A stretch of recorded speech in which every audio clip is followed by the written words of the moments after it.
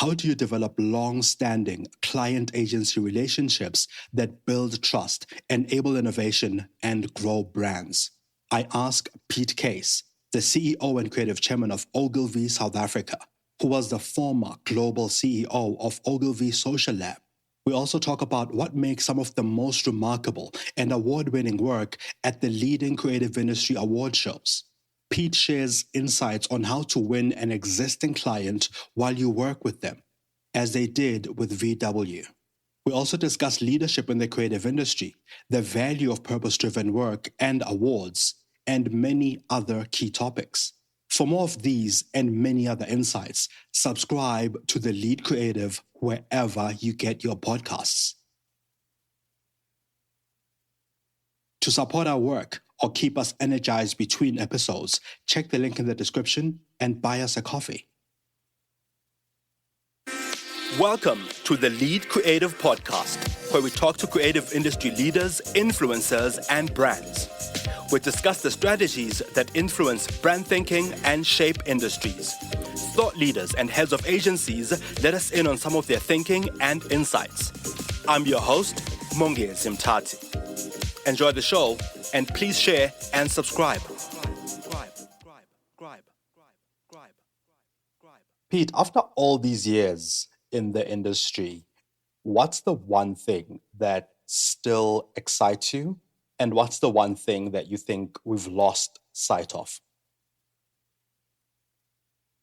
Ooh, you got me at all these years, which means I've been around for too long. Well, the one thing that excites me is I honestly get excited waking up every day and jumping in to solve problems. In the end, we are a business that solves problems, and that excites me, small or large.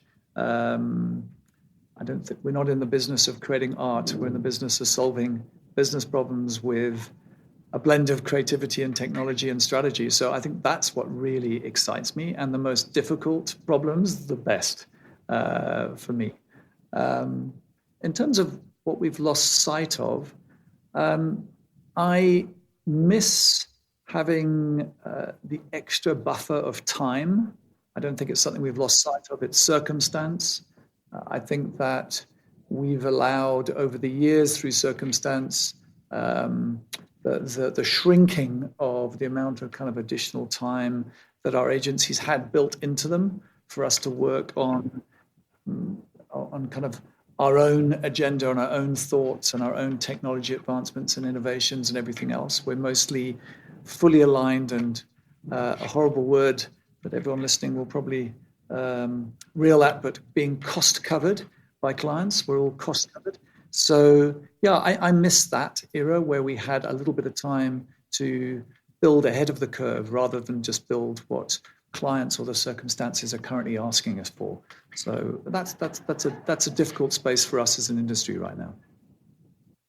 Ogilvy South Africa has maintained long-standing relationships with several major brands, which is increasingly rare in this space because it tends to become so short-lived, the relationships between clients and agency. And of course, you've done it well with a lot of the brands that you work with. What do you believe has helped foster these client agency relationships, and how do they contribute to consistently impactful work? Well, I mean, we certainly are very proud of the long-term relationships that we've got. We're proud of all of our relationships, obviously. I think especially the longer ones, because they are more difficult to keep. A long-term relationship requires a lot of proactive energy. But I mean, for us, they signal the fact that we've been around most probably during times that have been good for the client's business, as well as times that are difficult. As an agency, I don't think it's not just about showing up at the easy times when business is flourishing and growth is flowing, but it's also tackling those pivotal moments in history of our clients, whether it's Audi deciding to launch electric for the first time, electric cars in South Africa, or it's the pricing of material production increasing dramatically for a client. Those are all kind of big tough times. So if we've had a long-term relationship, we've generally gone through those highs and lows. So I think one of the key things is in terms of fostering a long-term relationship, that's the first thing to mention, is kind of sharing in both the glory of the good times as well as the hardship of the difficult times. And that's when true partnership, I think, shows itself. I think other important points are a mutual ambition, aligning around what you're both trying to achieve. We are very clear in terms of, as I mentioned earlier, we're not in the business of creating art. We create beautiful things that are beautiful, that attract people, that make, move people to do things. But we're in the business of solving business problems. So, I think an aligned ambition is very important as a starting point. And often when I see an agency relationship not working, whether it's ours or someone else's, it's because that initial alignment isn't in place. And really listening to what bespoke setup each client needs. Every single one of our clients has got a completely different setup. You kind of think from the outside, you're working with Ogilvy, you're working with X agency, but every client has a completely different setup, completely different size team, scale team, different types of skill sets. So really listening and making sure you've got the right setup for the right client is key. And over time, that obviously changes all the time. And if you get that right, I think that leads to that lovely word trust. And if you get trust in the right place, then that leads to braver and braver thinking. And generally, that leads to, I think, better and better work. It stands to reason that a client will lean into us doing something for the first time, us innovating, if there's trust. If there isn't, and it's the beginning of a relationship, that's very difficult. You're sort of feeling each other out and using examples of what other people are doing in the industry to work out whether it has a high chance of success or not. But when you're putting completely new, fresh ideas in front of clients and saying, we've never done this before, the industry's never done it before, the media company's never done it before, trust is the most important ingredient at that point. So I think, again, you only get that over a good period of time.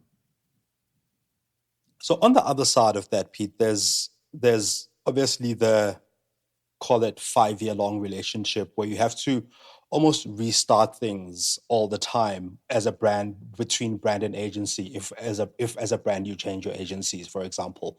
And to your point, that longevity enables you to innovate. It enables you to build a trust that allows for that innovation.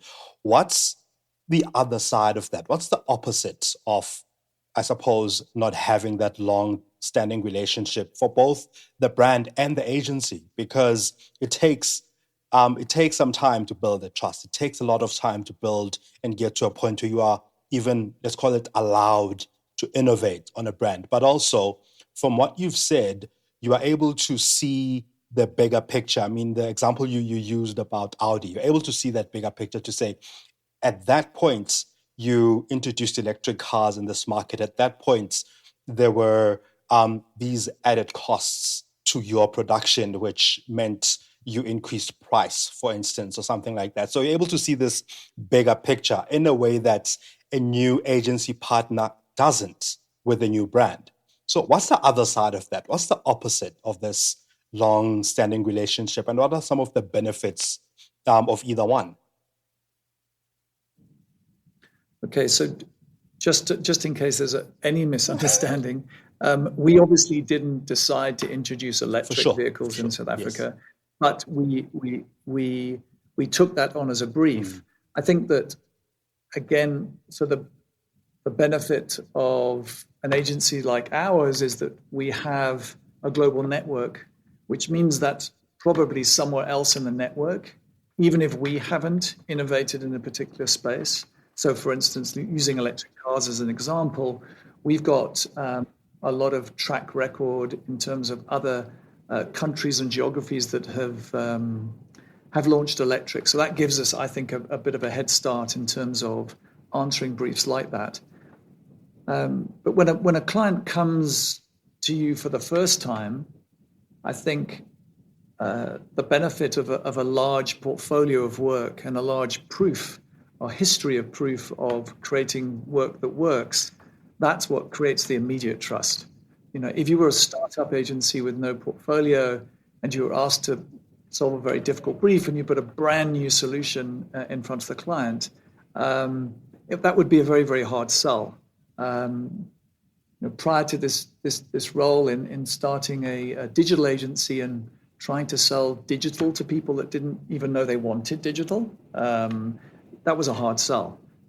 Because, as I say, you're innovating and there's no history for anyone to lean back on. There's no best practice data around a lot of these things. So I do think, again, that the long-term relationships produce the best and most innovative work if you look at it on balance across the industry.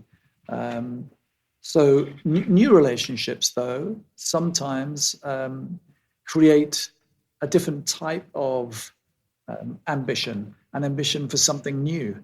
When a client's been with an agency for a long time and they're deliberately changing, what they're looking for and what they've usually created is a new ambition that they can articulate very, very well, that might not fit the agency that they've been with for a long time anymore. So the benefit of that is that you're generally onboarding a client who's got a very clear ambition about what they don't want, being what they had before, and what they do want in discussions with you. So that I would say is the other side of a long-term relationship. So there are pros and cons to both, but I think the best work generally comes out of long-term relationships. Now, with large, diverse teams working across markets and disciplines, how do you create the kind of leadership and alignment that delivers strong creative outputs without losing cultural relevance or strategic focus? So, well, that's a very good question. I think diversity at scale is our secret weapon. Company of our scale has obviously got access to a very, very large and diverse group of people. And it's that diversity of people meeting at the intersections of expertise and specialism that really is the melting pot of talent that often creates the magic. So I think for us, it's really, really important for us to keep alive that sense of diversity of thought and talent within our business, because, as I say, that's what creates the magic. We do have a very, very clear strategy here at Ogilvy, which may be unusual, I'm not sure, but we put the mission of work, the product that we create, at the center of everybody's business. So it's not just the creative department's job to create the best work. It's everyone's job to solve, create, and deliver amazing work. I think that I have seen in some agencies that the creative agenda is overtly owned just by the creative community. For us, it's owned by everyone. Everyone enjoys in the success, the wins, the losses, the learnings. And that's a deliberate thing. We're using as diverse a viewpoint, background, skill set as possible to solve problems and deliver against them. And that's a very, very deliberate thing. So, yeah, hopefully that answers your question. It does. It brings up another question, though, for me. So you of course, you mentioned, the size of the network, the brands that you work with both globally and locally, some of which you work with sort of at that global scale. How do you sort of strike this balance of this big brand ambition with local nuance so that the same brand that communicates in London and South Africa has that local nuance where it is, while maintaining its global, what people love about it globally?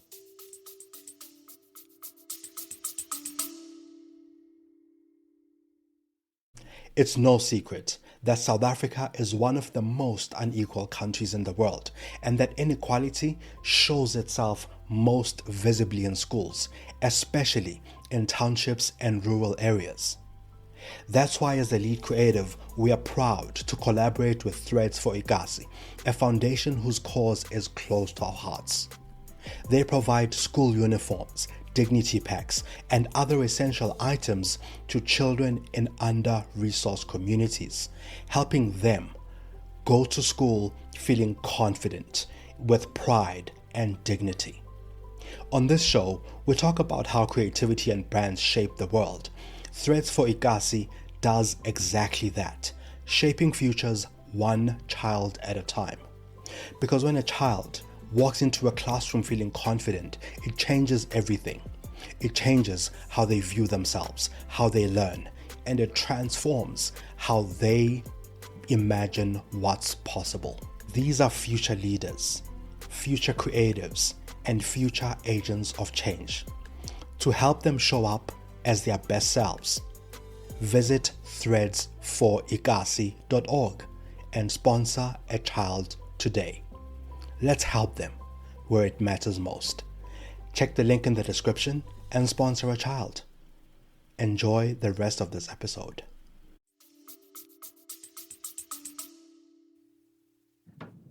That's a great question. And I think it's probably good for me to point out as a starting point that at least 70% of our clients are locally aligned and appointed clients. So only 25 to 30% of our clients are globally aligned.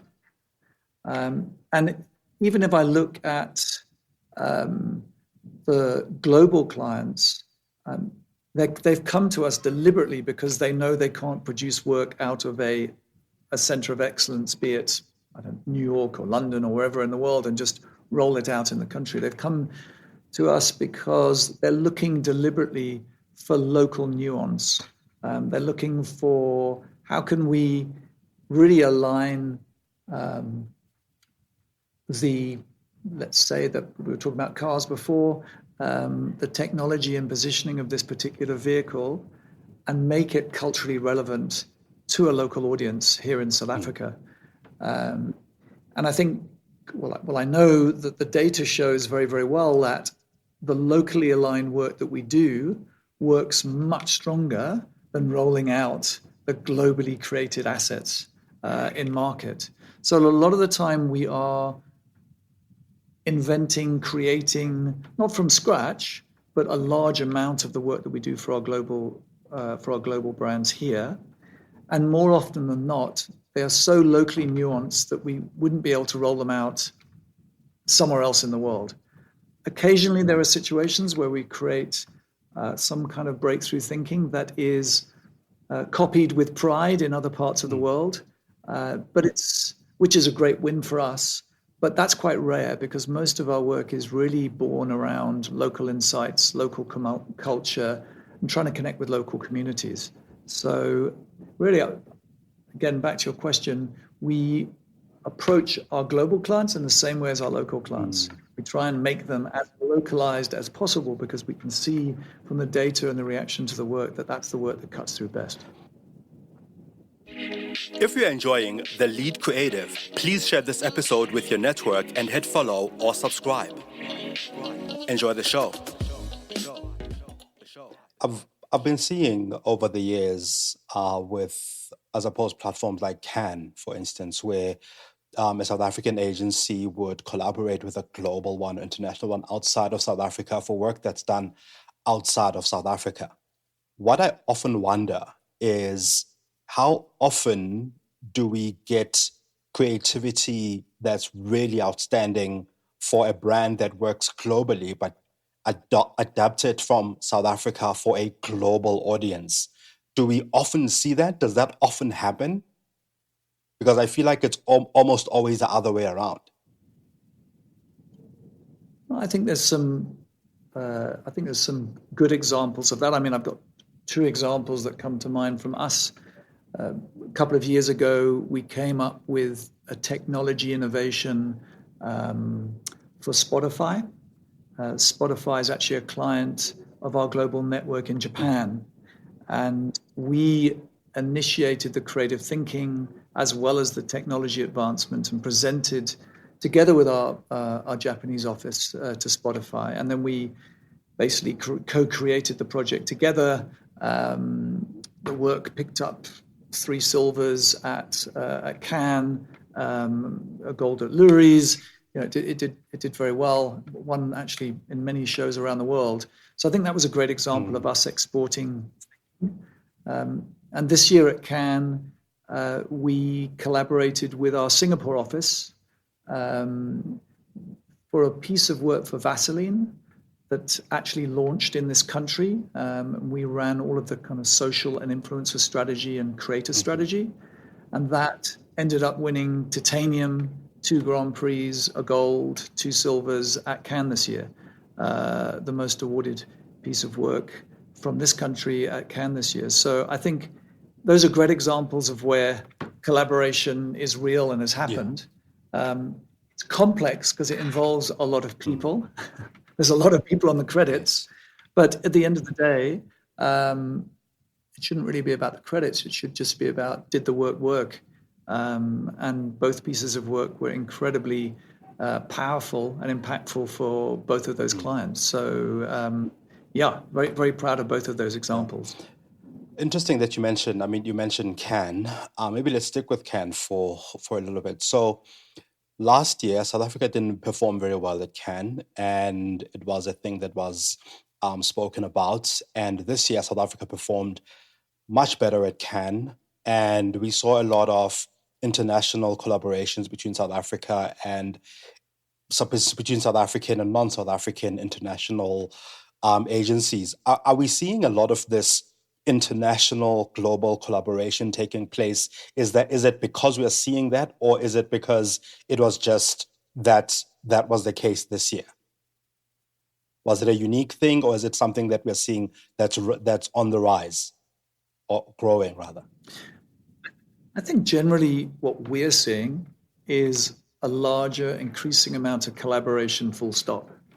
I think the kinds of projects that we're launching increasingly require huge collaborations by different types of teams and specialities. So,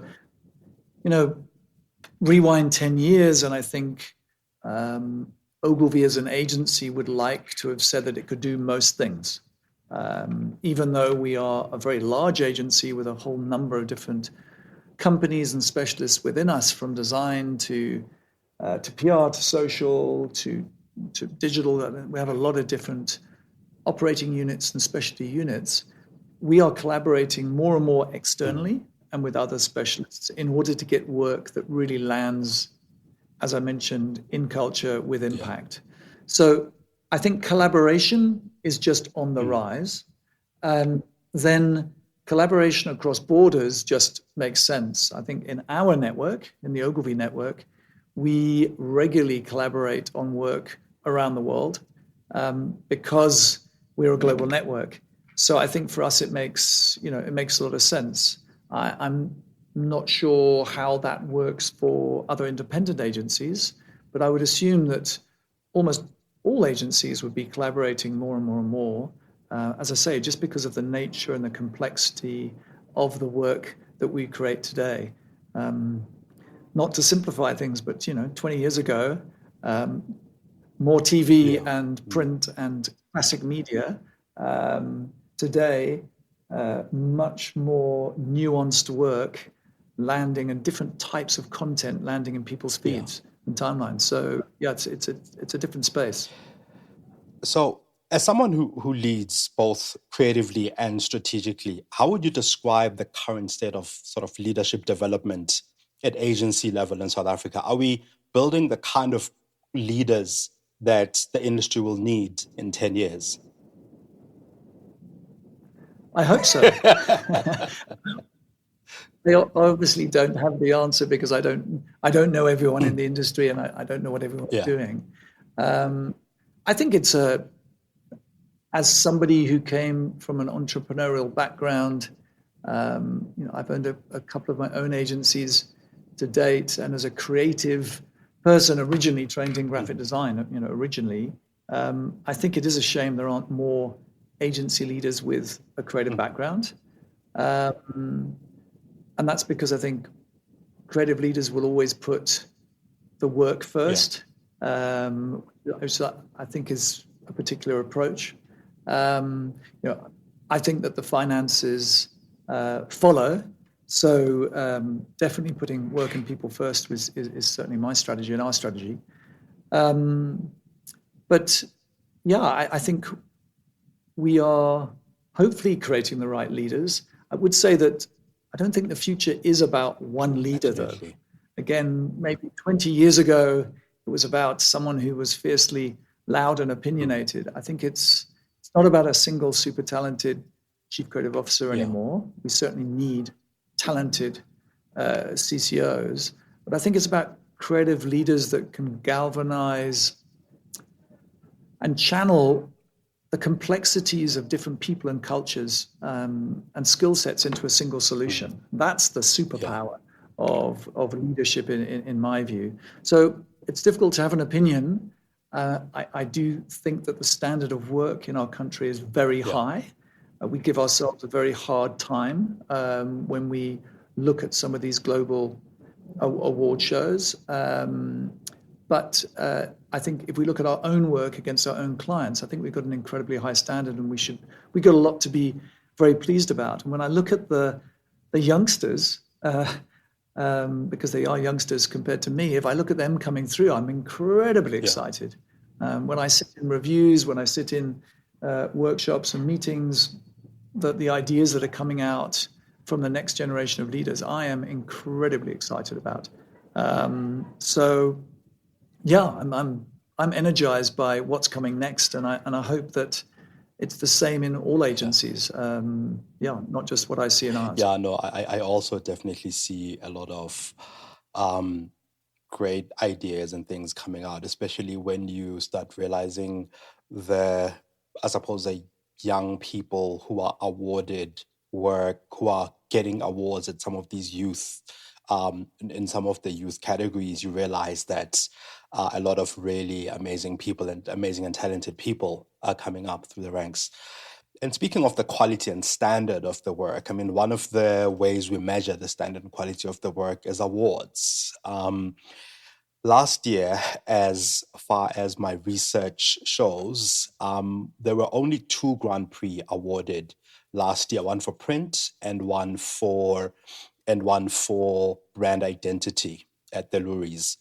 And this was less Grand Prix than awarded the previous year. What do you think this says about the work, the industry, and the level of creativity that brands are enabling out there?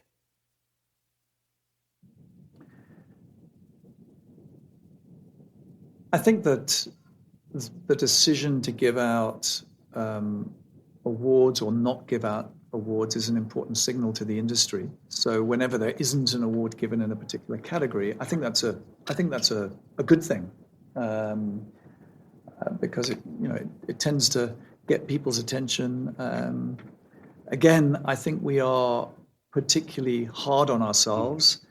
If I look at Loeries as a whole, you're talking about the statistics from night one. If I look across both nights and I look at the quality of the work again across both evenings, I think there's a lot that you can be proud of if you work in the industry and sit in the audience and see the work coming past. I do think that some categories and some involvement in the way that we are sharing out those awards needs to be addressed. I remember and reflect back to sitting on the Loeries committee 15 years ago and fighting for 4 or 5 years just to get digital to be allocated a Grand Prix. And there are certain categories that don't still have an allocation of a Grand Prix. It doesn't mean there isn't a Grand Prix worthy piece of work in there. And I think that's something maybe that isn't seen from the outside. So if I look at the social impact category, for the last few years, there just hasn't been an allocation for a Grand Prix, whether the judges want to give that or not. And I think these are all moving discussions that we need to have in terms of what the relevance of those pieces of work are.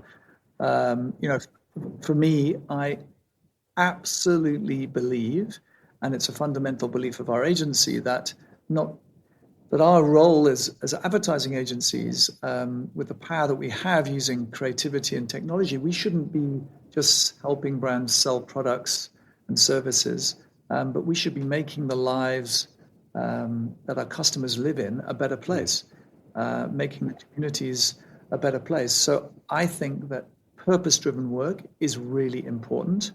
I think purpose for purpose sake is something different, but purpose-driven work that often can align to a commercial benefit as well to a client is a really important topic that we should all be kind of leaning into. It's something that I saw judging. I was lucky enough to judge the creative strategy category this year at Cannes, and I saw a lot more purpose-driven work that was bringing together purpose and brand building or business results. For those that haven't seen the work that's called AXA, 3 words, it's an insurance company in France called AXA, AXA.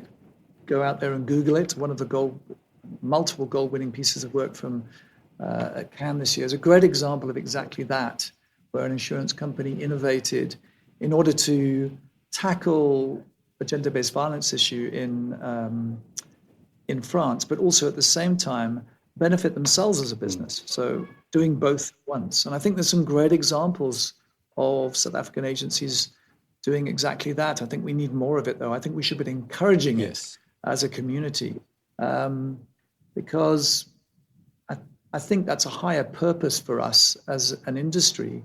And again, if you ask that first question again, what excites me, I get excited about solving business problems, and yes, along that way we build brands and sell products and launch services. But I'm excited about the power of creativity to move people to do things and engage in topics that will make the world that we live in a better place. And I think that's an incredibly exciting and powerful tool that we have as an industry. And I think it needs to be unlocked more, and I think more focus needs to be put on it. So interesting that you mentioned the social impact and purpose work, because in one of our previous conversations, that also came up, and it came up about Cannes, because we're not seeing a lot of South African work that is purpose and social impact showing up at Cannes, and yet we are doing amazing things on the ground here in South Africa for and around social impact. So I guess the question I'm thinking about is along the lines of, if you see certain types of work show up at awards all the time, because it's not coincidental that the work that wins a lot at the Bookmarks will win a lot at Lourie's, will win a lot probably at Effie, or will show up at Assegai, or will show up at AdFocus, because the insight really lands and the work really lands, right? So because we don't have a social impact showing up a lot at awards, it then also doesn't bubble up to show up at Cannes. Why do you think that is? And how do you think a platform like the Lourie's, for example, or any other platform can encourage that? Well, I think there is a fair amount of it in place already. As I say, there's stuff that we're just not celebrating. I can only talk from our portfolio of work, but I mean, we've won a Grand Prix at Cannes for the work for the gender-based violence platform, No Excuse, that we launched with Carling Black Label. We also won a gold at Cannes a couple of years ago for our Bread of the Nation work for Castle Lager, where we made bread out of a nutritious bread out of the byproduct of beer making. And hopefully, fingers crossed, you're going to see more of that work, because that work wasn't a once-off. It was a platform that's going to live on for a long time and feed a lot of hungry people in South Africa for a long time to come. But I think the thing that we should be encouraging, this is just my view, again, because this is just I suppose our strategy is not just social impact, but is also social impact that really works. So when you talk about award platforms, sometimes yes, the same work wins at Lurie's and Cannes and Effie's, but not always. I think the best work wins at Effie's and wins at Yeah. both. For us, what we would rather is a piece of work wins at Effie's first, because that proves that it worked, and then it should win at Lurie's and everything else. But when a piece of work only wins at a creative awards, I kind of question the validity of that work, because in the end that might mean, not necessarily, but it might mean that it hasn't actually worked in the real world. And I think that's goes back to the most important thing that we're here to do as a business. I think also, we're touching on Cannes and Lurie's, and a comment I've made on another forum recently is that I think we should be thinking about, does it work here first? Yeah. So, it should be winning at the local show, and then maybe it wins at the global show. There's lots of reasons why it wouldn't win at a global show. I mean, in the category that I was just judging at Cannes, there were 8,000 entries. We awarded 6 pieces of work. Sure. So in a 2-week period, we went from 8,000, and you don't, bear in mind that an entry into Cannes is costing somewhere between 35 and 40,000 rand an entry. And most pieces of work would need to be entered 5 or 6 times to cut through somewhere, just I suppose on average. It's a massive commitment to enter into global shows. So I don't think the barometer of success of our industry should be based on Cannes. Yeah. I think part of it, yes, but most of it, is it work that's shining at our local shows, both creative and effective first? That, to me, is the first barometer. Then if you're lucky enough to be able to enter, because a lot of agencies don't even have the money to enter, but if you're lucky enough to enter and convert at a global show, that's an extra cherry on the top.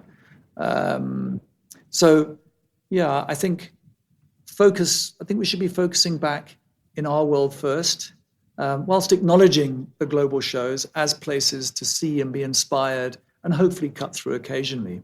But over the years, certainly our reputation at global shows is very, very high. If you go and judge a global show and you say you're from South Africa, there's always a nod and a smile. Oh, yeah, well, I've seen great work come out of your country, because there is great work coming out of our country. Yeah. If you're enjoying The Lead Creative, please share this episode with your network and hit follow or subscribe. Enjoy the show.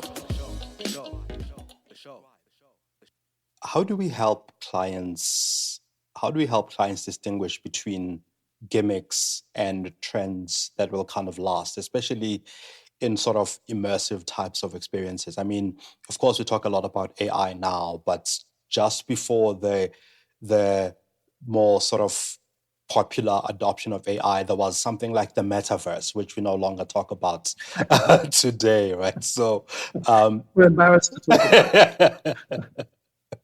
So how do you help clients distinguish between something that is just potentially a gimmick and something that will be, lasting? I mean, I know that, for instance, VW with the Polo did something in the metaverse, and that was a piece of work that really won a lot as well at some of these award shows. And it was also a compelling piece of work. But today we don't talk about it. How do you know at the time when something is happening and say to a client, this is probably a gimmick and not something we should follow? Yeah, it's a very good question. Again, I can't really think of a client that leans into gimmicks today. I think everyone has been burnt along the way. Anyone in the industry has been burnt around gimmicks, whether it was the early days of augmented reality. There's some great parts of augmented reality, but the early days of the metaverse, there was a lot of people that jumped in, spent a lot of money, and no one came. And there's lovely, glossy case studies, but no audiences. And I think our industry needs to learn from our mistakes, and I think it has learned from our mistakes to some degree. It's difficult to predict whether a gimmick is going to turn into a proper trend, but that's what we need to do. We certainly look out for trends and try and distinguish between something that's a gimmick and a trend.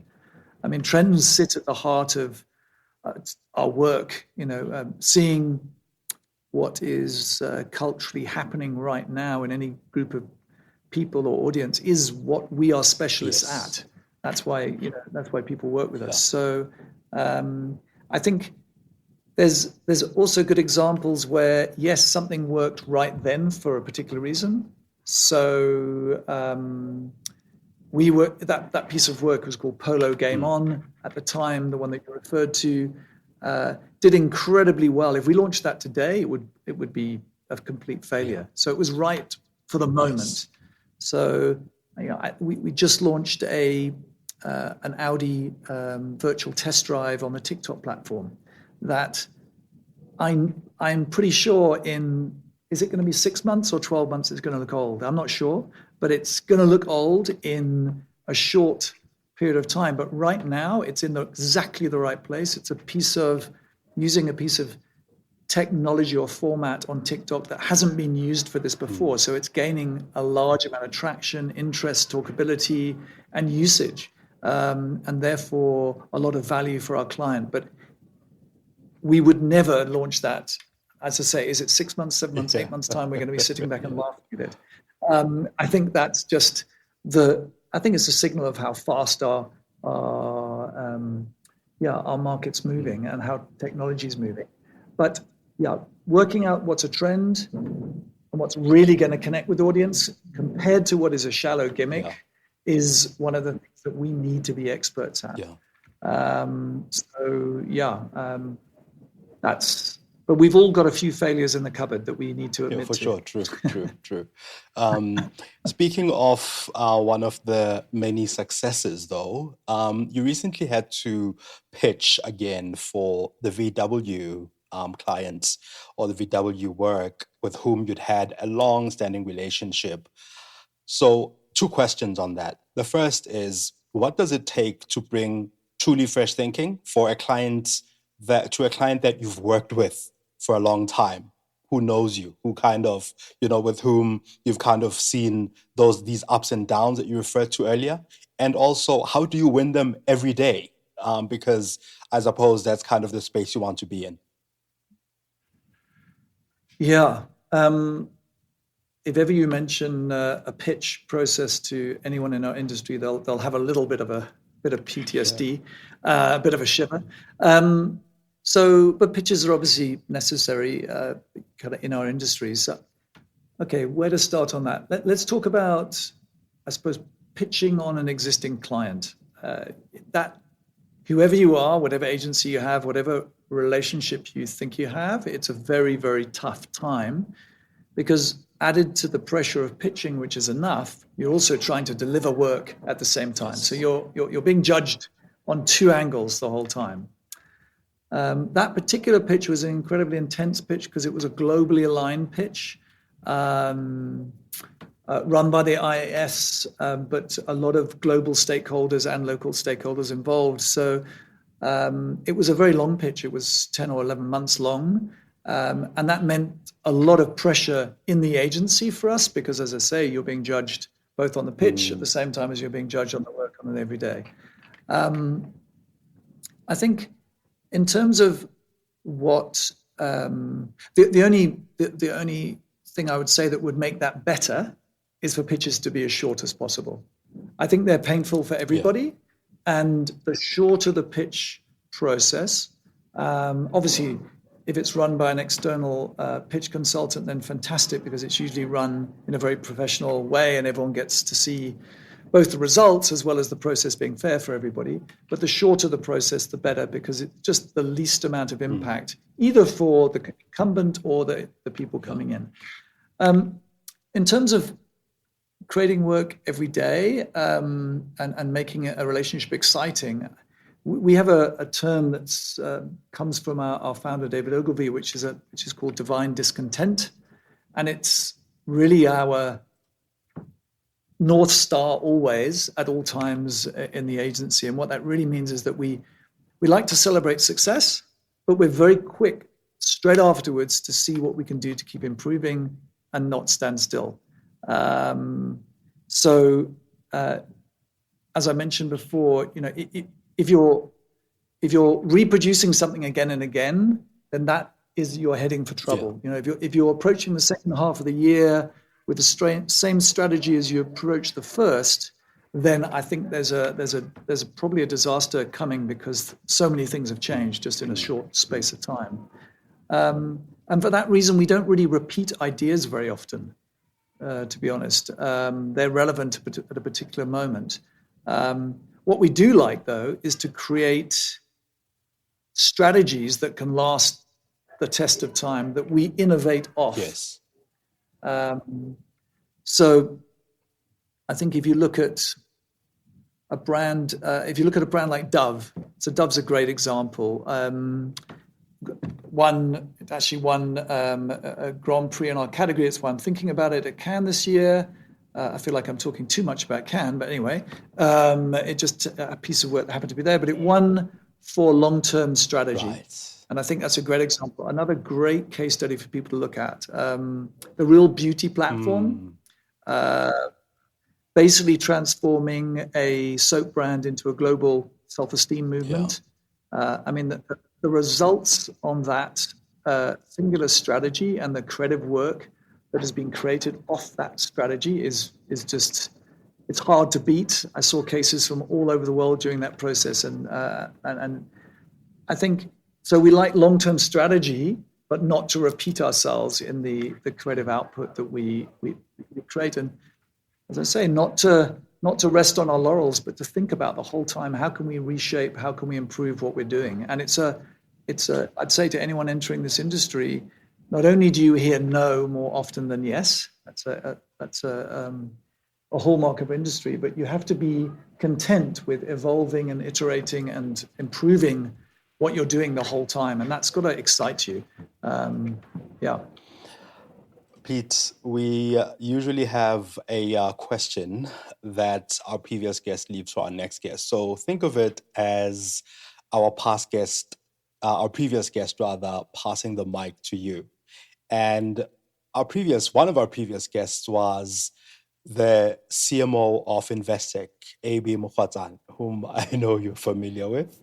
And the question he left was, how often do you look at the core of your brand and assess whether or not you're effectively amplifying that core through everything that you do? When was the last time you went back and looked at the core, the essence of your brand and your brand key? And more importantly, when was the last time that you assessed that core or that amplification with the rest of the business?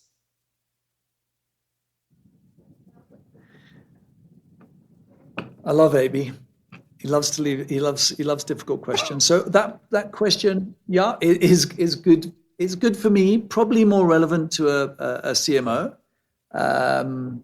but without wanting to sort of repeat myself, I think one of the things that we do here at Ogilvy a lot is we do rethink and try and reposition and grow and change our relevance all the time. I've just come out of last week what we call a leadership indaba, where we were doing exactly that, really thinking, using a lot of the data points of successes and failures across our business, trying to track them with where we think the industry's going, trying to sift between the trends and the gimmicks, as per our previous conversation, and trying to predict where we think the golden space for us needs to be. It's a very tricky one. Some years we get it right, some we don't. Some we make 2 or 3 year bets on, some we make a much shorter term bet on. but it's the most exciting and difficult time of the year for us. We tend to do it as a big thing on a yearly basis, and then we've got a whole load of mini projects running. And what comes out of that is kind of launching completely new services. We've got 2 new services that we're launching right now, which I can't reveal now, but maybe tell you at another stage. By example, 4 years ago, we looked at ourselves and we said, hang on, we've got amazing talent. We're always being told that we've got amazing talent, so much so that we export a lot of our talent around the world. We've got another 4 people that I know right now who are moving into global positions from Ogilvy, South Africa. Every year, 4, 5, 6, 7 go into very senior positions around the world. So we said to ourselves, well, hang on a second. We've got amazing talent. The quality of our skills are known, and our cost base is low compared to a large part of the world. So why don't we start creating network partnerships and working in collaboration with a lot of our offices around the world, but providing skills here in South Africa. It's a win-win for them because they get to work with not just South African talent, but also South African talent at a good rate. I'm not just talking about production, I'm talking about strategy, really high-level strategic thinking, creative conceptualization. And over the last 4 years, we launched that business 4 years ago, and it was well ahead of its time. We had to heavily invest for over 2 years, I would say, and it's now 130 people strong, and it's one of our most successful divisions inside our business. So in reassessing ourselves and what we could provide, not just to the community, but to the global community, I think that's a great example of us innovating. There's a lot of people that are now starting to do the same or similar. And as I say, what was right then is different now. So we have a number of things up our sleeve that are going to hopefully take us to the next 5-10 year horizon, as AB did when he was here, very successfully for a number of years as CEO here. So yeah, again, I hope that answers your question. It definitely does. Yeah. The only other thing I suppose that I wanted to comment on is, if I may, is just potentially I think the rather high amount of focus on the short-termism that seems to be taking place in our industry right now. I've had hammered into me over the years the successful ingredient of sales overnight and brand over time, meaning that it's important to chase both of those 2 targets at once. And I think that that's a space that you asked me earlier, sorry, so it's just coming to my mind now. I think that's something that we've lost focus on. Our industry has been forced, because of an obsession to try and meet financial targets in the economic times we're in. I think a lot of our clients in South Africa just generally have got into a short-termism mindset through necessity, and that's neglected really great, strong, deep brand strategy and brand development. I think that needs to be readjusted. And we are certainly trying to do that with our clients. But I think it's a very, very difficult topic when targets are set for short term rather than long term.